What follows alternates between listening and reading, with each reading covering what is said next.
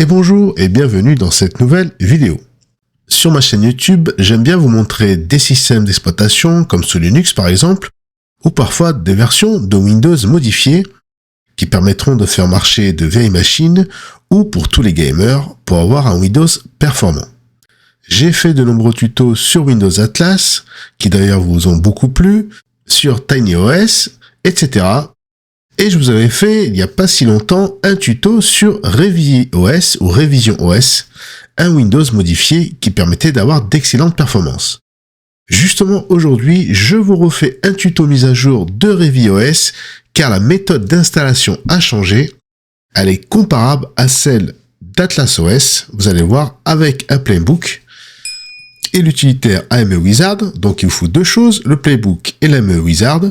Et grâce à cela, on pourra modifier une installation de Windows. Et ici, dans ce tuto, j'ai pris la dernière en date, la version 11.24H2.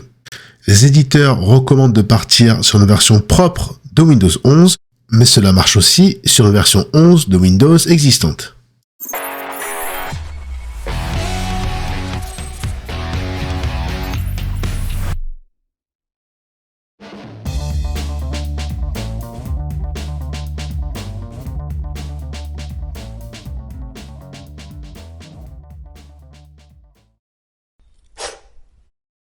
Première chose, on passe au téléchargement, donc on se rend sur le site officiel de ReviOS, revi.cc, et là on a une présentation déjà de Windows ReviOS, avec un bouton téléchargement, on va revenir dessus après, et surtout une brève explication de ReviOS.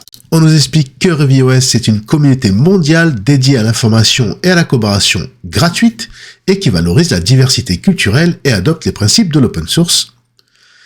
Tout est misé ici sur la performance, car Windows est connu pour ses performances moins qu'idéales et en particulier par rapport à ses versions anciennes de Windows. Donc ReviOS va tenter d'accélérer le système en éliminant les tâches et les services redondants exécutés en arrière-plan sans sacrifier la stabilité et la sécurité. Un gros volet sur la confidentialité, avec bien sûr une pléthore de portes dérobées de télémétrie qui vont être supprimées et résiliées. Et en plus, grâce à ça, on va gagner en performance globale, car tout cela va être amélioré. Sans oublier, je répète, la stabilité. Et surtout, je le répète encore, il y a une grosse communauté derrière ReviOS, avec un gros collectif, un Discord, si vous avez besoin d'aide ou de partager certaines informations. On va aller donc sur le bouton Download ReviOS, et là, comme je le disais en intro, on va télécharger le AMEwizard, comme pour Windows Atlas. Donc là, je vais cliquer sur le gros bouton rouge, et là, on nous dit bien qu'il faut une installation Fresh Install, c'est plus que recommandé. Donc je clique sur le bouton rouge, j'arrive sur un GitHub, et plus bas, je vais cliquer sur le fichier ici exécutable, le AMEwizard, ici dans la version bêta, sa dernière version. Je retourne sur le site de ReviOS et je prends le playbook, tout comme Windows Atlas. Et là, je vous conseille plutôt de passer par le petit lien GitHub et non pas par le bouton rouge, car sinon vous aurez un site avec plein de pubs pour se faire sponsoriser. Donc on passe par le petit lien, on retombe sur un site GitHub et là on prend le fichier APBX qui est très léger. Prochaine étape, on va donc installer ReviOS ou plutôt modifier notre Windows existant. Donc là, j'ai bien téléchargé mon utilitaire AMEwizard et mon fichier playbook qui est donc dans le dossier téléchargement. Là, si je fais un petit bouton droit exécuter WinVer, je vous montre bien que je suis sur Windows 11 version 24H2, la dernière version en date.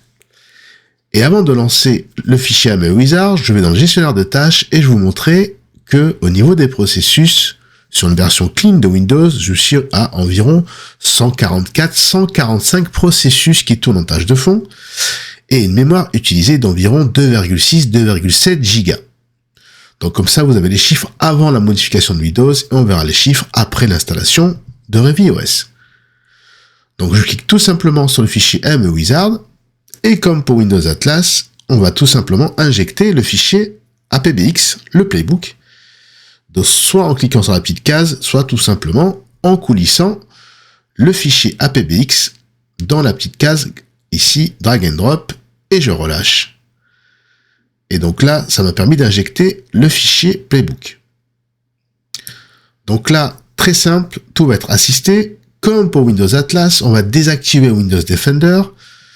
Donc, je clique sur Run Action à côté de Disable Security, ce qui va me permettre donc de désactiver Windows Defender, car sinon ça va nous poser des problèmes sur le processus d'installation. Je clique sur Open Windows Security et là je décoche tout ce qui est activé en bleu sur la protection en temps réel, la protection dans le cloud, l'envoi d'échantillons automatique et la protection contre les falsifications. Donc je décoche tout, je ferme la fenêtre. Donc là c'est bien en vert, c'est désactivé, je referme la fenêtre et j'ai plus qu'à cliquer sur suivant, next. Là, il analyse l'installation, voir si tout est OK au niveau des requirements. Et c'est bon, c'est en vert, je peux faire suivant. Donc là, j'ai les contrats de licence que je peux lire et dérouler. Je fais suivant. J'accepte, agree. Et là, on va faire select option pour quand même choisir quelques options avec ReviewOS. Donc là, choisir un navigateur, soit Brave ou Firefox. Pour ma part, je prends Brave, soit activer ou désactiver Windows Defender. Moi, pour ma part, je vais quand même le laisser activer. Car si vous faites de la navigation Internet, vaut mieux le laisser. Quelques options plutôt sur OneDrive et Microsoft Edge, si vous voulez l'enlever ou les garder. Quelques options plutôt sur les applications internes à Windows 11 24H2. Quelques options de style plutôt cosmétique, si vous voulez activer ou non le Dark Mode. Et enfin, on nous propose aux dernières options de désactiver ou non la maintenance automatique, par exemple. Et là, je fais OK. Et c'est terminé. Donc, en quelques clics, j'ai configuré mon ReviewOS. Et comme pour Windows Atlas, maintenant, il va appliquer toutes les options que j'ai choisies. Et là, ça dépend de l'ordinateur et de la vitesse. Ça peut dire entre 10, 15, voire 20 minutes. Moi, bien sûr, pour le bien de la vidéo, je vais accélérer tout ça. Vous allez voir que l'écran va scintiller, l'écran va devenir noir si vous avez activé le Dark Mode, etc. Et donc, grâce à l'AME Wizard, il va nous sortir une version de Windows modifiée, beaucoup plus légère, plus performante.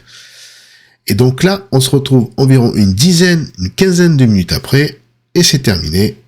Et là, il nous propose de redémarrer. Il va le faire tout seul, et va donc assister au premier lancement.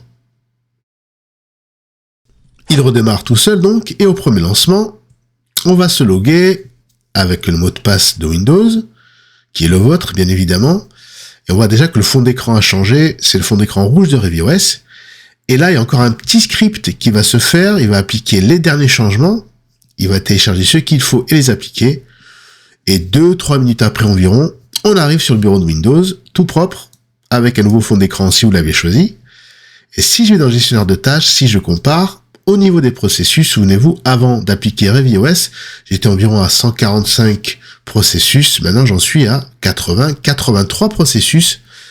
Donc, presque la moitié au niveau des processus. Et au niveau de la mémoire, on était à 2,7 Go. Et là, j'en suis à 1,7 Go de mémoire utilisée. Donc, on gagne environ 1 Go de mémoire vive, ce qui est pas mal, et presque la moitié moins de processus qui tournent en tâche de fond. Je lance Brave et il fonctionne sans problème. Donc voilà. J'avais choisi Brave, il est installé et fonctionne. Et sur le bureau, j'ai un petit outil qui s'appelle Revision Tool, qui permet de paramétrer votre Windows avec une interface graphique, non pas comme Windows Atlas avec un dossier et des scripts. Ici, c'est plus avec une interface graphique. Donc, on peut agir sur la sécurité, donc sur Windows Defender, par exemple, sur les certificats, sur des paramètres de Windows, comme les Windows Notification, sur, par exemple, le Caps Lock du clavier. On peut agir sur les performances pour activer ou non le Superfetch, la compression de mémoire, etc. On peut agir également sur Windows Update en mettant en pause les mises à jour et d'autres paramètres supplémentaires. Dans Miscellaneous, donc divers, on peut agir par exemple sur l'hibernation ou sur le réseau et le GPU. On peut également faire des recherches de manière expérimentale sur Microsoft Store. Et dans Settings, vous avez donc les paramètres de l'application elle-même ReviewOS. Et si je me rends dans le menu démarrer, on voit qu'il y a vraiment une grosse cure d'amaigrissement. J'ai pratiquement aucune application.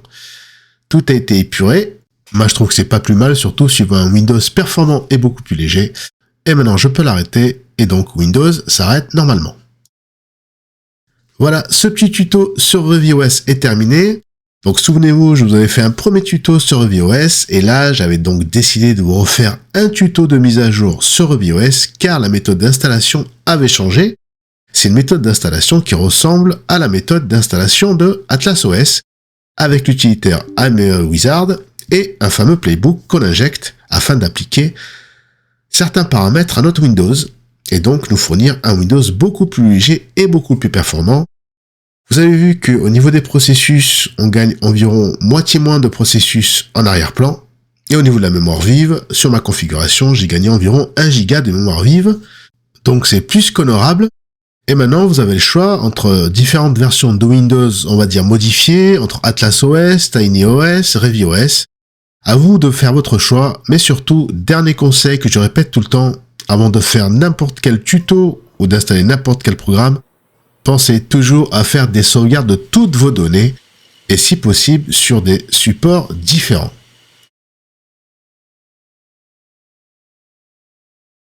N'oubliez pas de laisser un pouce bleu si la vidéo vous a plu, de vous abonner si ce n'est pas encore fait et d'activer la cloche de notification pour ne rater aucune de mes vidéos.